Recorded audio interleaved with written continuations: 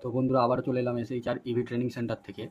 তো আমাদের যে নতুন মানে নতুন টেকনোলজি আমরা শুরু করব আমাদের ট্রেনিং সেন্টারে, তো সেই বিষয়ে কিছু ভিডিও। নতুন টেকনোলজি বলতে এতদিন আমরা ইভি ইভাইকেলের উপরে কাজ করছিলাম, তো এখন আমরা হট অ্যান্ড কুলের উপরে কাজ করব। হট অ্যান্ড কুল বলতে আপনার যেমন এসি, ফ্রিজ, মাইক্রোওভেন, এই সবগুলোর উপরে কাজ করব, মানে কাজ শেখাবো।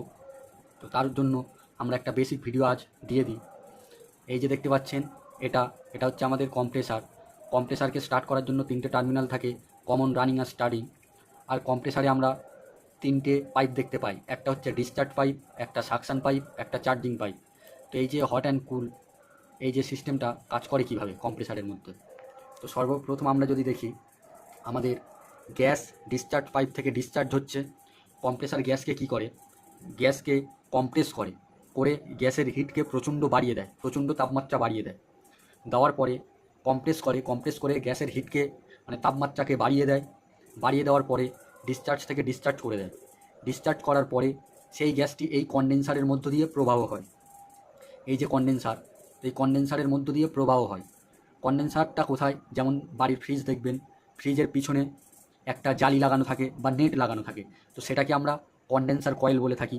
তো এই কনডেন্সার কয়েল থেকে যখনই গ্যাসটা এভাবে প্রবাহ হতে থাকে, তখন গ্যাসের হিটটা একটু একটু করে কমতে থাকে। ঠিক আছে, এই গ্যাসটা প্রবাহ হয়।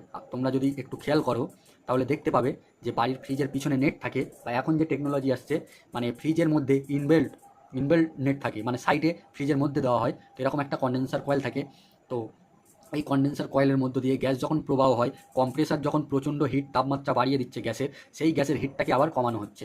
কমিয়ে এই কনডেন্সারের মধ্য দিয়ে আমাদের কি হচ্ছে, এই যে আমরা পটল টাইপের দেখতে পাচ্ছি, এটাকে চলতি ভাষায় আমরা ফিল্টার বলে থাকি। যদি আমরা ইঞ্জিনিয়ারিং ভাষাতে চলে যাই তাহলে এটাকে স্টেনার, ড্রায়ার বলা যায়। কিন্তু চলতি ভাষা আমরা যখন দোকান থেকে কোনো পার্টস কিনতে যাই তখন সাধারণত বলে থাকি একটা ফ্রিজের ফিল্টার দিয়ে দিই। কিন্তু যখন এটা আমরা কোর্স করবো বা বইয়ের ভাষাতে জানবো বা ইঞ্জিনিয়ারিং ভাষাতে জানবো, তখন আমরা এটাকে স্টেনার বা ড্রায়ার বলবো। তো এর কাজটা কি, এর কাজটা এখান থেকে যে গ্যাসটা আসছে, এখান থেকে যে গ্যাসটা কনডেন্সার কয়েল হয়ে আসছে, এই গ্যাসটাকে ফিল্টার করা। মানে গ্যাসে যদি কোনো রকম কিছু ময়লা থাকে বা হালকা যদি মাইনার একটু পরিমাণ যদি জলীয় বাষ্প থাকে, সেটাকে কী হয়, ফিল্টার করে। তো এর মধ্যে কি থাকে, এর মধ্যে সিলিকা জেলের ছোট ছোট দানা থাকে। যেমন তোমরা মানে যে সিলিকা জেলের ছোটো ছোটো সরিষার মতো ওরকম ছোটো ছোটো দানা থাকে, যেটা বাই চান্স যদি এই লাইনের মধ্যে ময়েশ্চার থাকে, মানে বাতাসের জলীয় বাষ্প থাকে, সেই জলীয় বাষ্পটাকে কী করে, অ্যাবজর্ব করে, করে ফিল্টার করে। বা কোনো ময়লা বা কোনো কিছু, কারণ কম্প্রেসার থেকে চলছে, কম্প্রেসার লোহা, কনডেন্সারও লোহা, এদের মধ্যে যদি মরিচার কোনো কিছু থাকে সেটাকে ফিল্টার করে। ফিল্টার করার পর এখানে এই যে গ্যাসের হিটটা এখান থেকে উঠছিল, আস্তে আস্তে কমতে থাকছিল, আস্তে আস্তে কমতে থাকছিল, তখন এখান থেকে এসে এখান থেকে এই যে নীল অংশটা আমরা দেখছি এই পটলের মুখ থেকে, আর এদিকের যদি আমরা দেখি এই কুলিং কয়েল, ঠিক আছে, এই কুলিং কয়েল, আমি কুলিং কয়েলে পরে আসছি, কুলিং কয়েল থেকে এই পটলের মুখ এই পর্যন্ত এই যে অংশটা দেখছি, এটাকে ক্যাপিলারি টিউব বলা হয়।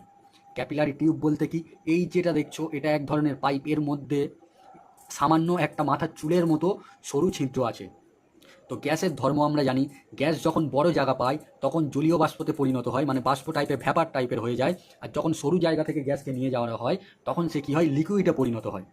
মানে যখন আমরা গরম গ্যাসকে কোনো সরু কোনো কিছুর মধ্য দিয়ে পাস করব, মানে এখানকার থেকে যখন সরু কোনো কিছুর মধ্য দিয়ে পাস করব, তখন সেই গ্যাসটা লিকুইডে পরিণত হয়। আর মানে গ্যাসের যে একটা সিস্টেম, সেটা কি, গ্যাস যখন লিকুইডে পরিণত হবে, গ্যাসের ধর্ম হচ্ছে যখন লিকুইডে পরিণত হবে তখন গ্যাসটি কী হয়, ঠান্ডা হয়ে যায়, মানে প্রচণ্ড ঠান্ডা হয়ে যায়।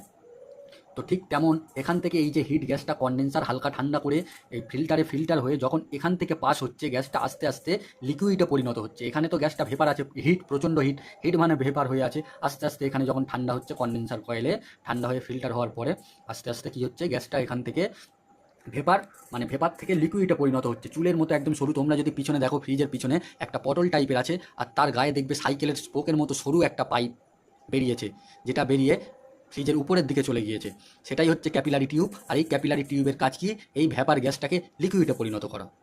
তারপরে এই লিকুইডটা কি হচ্ছে, লিকুইড গ্যাসটা এসে এই যে কুলিং কয়েল আছে, এই কুলিং কয়েলের মধ্যে, এটাকে আমরা কুলিং কয়েল বলি। যদি আমরা ইঞ্জিনিয়ারিং ভাষাতে এই কয়েলটার নাম জানতে চাই তাহলে একে আমরা ইভাপোরেটর বলে থাকি। যেমন সচরাচর আমরা বাড়িতে বলে থাকি যে ফ্রিজের মধ্যে যে কোনো কিছু তাড়াতাড়ি ঠান্ডা করার জন্য যে ওটাকে ডিপে দিয়ে দাও, তো এটাই, এই কয়েলটা হচ্ছে সেই ডিপ। যদি তোমরা বাড়িতে ডিপটা দেখো, যদি সিঙ্গেল ডোর ফ্রিজ হয় তাহলে তোমরা দেখতে পাবে যে ডিপের গায়ে অসংখ্য উঁচু উঁচু দাগ। অ্যাকচুয়ালি ওটা উঁচু উঁচু দাগ নয়, ওটা হচ্ছে পাইপ।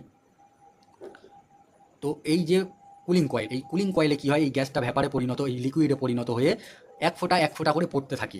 এবার আমরা জানি যখন গ্যাস লিকুইডে পরিণত হয় তখন তার টেম্পারেচার মাইনাসে চলে যায়, সে প্রচণ্ড ঠান্ডা থাকে। এবার যখনই এক ফোঁটা করে পড়তে থাকে তখনই এই কুলিং কয়েলটা ঠান্ডা হয়। যখনই মাইনাস গ্যাস পড়ে এর মধ্যে, পড়ে কী হয়, এটা তো সরু জায়গা থেকে আসছে বলে এতক্ষণ লিকুইড হচ্ছিল। ফের এই কুলিং কয়েলটা কিন্তু বড় মোটা জায়গা, এটা মোটা পাইপ, নর্মালি 1/4 পাইপ, ঠিক আছে, 1/4 পাইপ কুলিং কয়েলটা। আর এটা একদম চুলের মতো সরু ছিদ্র আছে।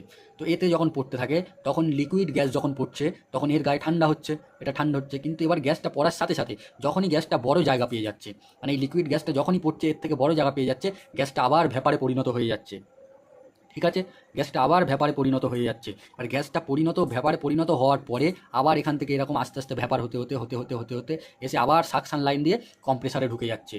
আবার এই কম্প্রেসার গ্যাসটাকে কম্প্রেস করছে, করে আবার হিটে পরিণত করছে, করে আবার কন্ডেন্সারে দিয়ে দিচ্ছে। তো এই যে পুরো সিস্টেমটাকে বলা হয় রেফ্রিজারেন্ট সাইকেল। মানে রেফ্রিজারেন্ট সাইকেল, গ্যাস যাচ্ছে, গিয়ে আবার গরম হচ্ছে, হিট হয়ে ফিল্টার হচ্ছে, আবার লিকুইডে পরিণত হচ্ছে, লিকুইডে পরিণত হয়ে এক ফোঁটা করে কুলিং কয়েলে পড়ছে। এবার কুলিং কয়েলে মাইনাস এক ফোঁটা করে পড়ছে। এবার এক ফোঁটা কেটে যখন পড়ছে তখন তো গ্যাসটা প্রচণ্ড ঠান্ডা, সেই কারণে কুলিং কয়েলটা ঠান্ডা হচ্ছে। আবার কুলিং কয়েলের মধ্যে পড়ার সঙ্গে সঙ্গে গ্যাসটা বড় জায়গা পেয়ে যাচ্ছে, এখানে চুলের মতো সরু ছিদ্র ছিল, এবার বড় জায়গা পেয়ে যাওয়ার ফলে এখানে আবার গ্যাসে পরিণত হচ্ছে, গ্যাসে পরিণত হয়ে আবার কম্প্রেসারের সাকশন পাইপ দিয়ে গ্যাসটি ঢুকে গেল, আবার ডিসচার্জ পাইপ দিয়ে আবার বেরিয়ে যাচ্ছে। এবার আমরা আসি এই যে চার্জিং পাইপ, এই চার্জিং পাইপটা কি যদি দেখা যায়, এই চার্জিং পাইপটা হচ্ছে চার্জিং। আমরা যেমন ফোন চার্জ করি ঠিক তেমন এটাতে আমরা গ্যাস যখন চার্জ করব, ফ্রিজে ইন্টারনালি কোনো গ্যাসের সমস্যা এলো, চোখ হলো বা কোনো জায়গাতে লিকেজ হলো, সেটাকে রিপেয়ারিং করার পর এই পাইপের মাধ্যমে আমরা গ্যাস চার্জ করে থাকি, ঠিক আছে। তো এই রেফ্রিজারেন্ট সাইকেল অনেকে অনেকভাবে বোঝায়, এটা কিচ্ছু নেই, একদম সিম্পল। এই সেম সিস্টেম আপনি এসিতে পাবেন, সেম সিস্টেম আপনি ফ্রিজে পাবেন, যতগুলো যা কিছু আছে মানে গ্যাসের উপর দিয়ে হট অ্যান্ড কুলের যে সিস্টেম পুরো সেম, এটাই রেফ্রিজারেন্ট সাইকেল, এর বাইরে কিছু নেই। সেম এখান থেকে কম্প্রেসার কম্প্রেস করছে, কম্প্রেস করার পর কন্ডেন্সারে দিচ্ছে, কন্ডেন্সার গ্যাসের হিটটাকে নিয়ন্ত্রণ করছে, করে ফিল্টারে দিচ্ছে, ঠিক আছে, ফিল্টার গ্যাসটাকে ফিল্টার করছে, তারপর ক্যাপিলারি টিউবে যাচ্ছে, ক্যাপিলারি টিউব কী করছে, গ্যাসের যে তাপমাত্রা আছে গ্যাসের তাপমাত্রা কমিয়ে লিকুইডে পরিণত করছে, আবার কুলিং কয়েলে ফোটা কেটে পড়ছে, তার ফলে কুলিং কয়েল ঠান্ডা হচ্ছে, আবার বড় জায়গা পাচ্ছে, তার কারণে মানে কুলিং কয়েল তো মোটা, সেজন্য গ্যাসটা বড় জায়গা পাচ্ছে, বড় জায়গা পাওয়ার সাথে সাথে গ্যাসটা আবার ভ্যাপারে পরিণত হচ্ছে, ভ্যাপারে পরিণত হওয়ার ফলে সাকশন পাইপ দিয়ে আবার কম্প্রেসারে চলে আসছে, আবার কম্প্রেসার কম্প্রেস করে আবার বের করছে। তো আজকাল আমাদের মাথায় এসে গেল যে ফ্রিজের গ্যাস এত সহজে নষ্ট হয় না। গ্যাস কখনই নষ্ট হয়, ইন্টারনালি কোনো যদি প্রবলেম হয়, এই ফিল্টার যদি ব্লকেজ হয়, কোনো জায়গাতে লিকেজ হয়, তবেই গ্যাস নষ্ট হয়। এই নয় যে আপনার প্রতি বছর গ্যাস নষ্ট হয়ে যায়।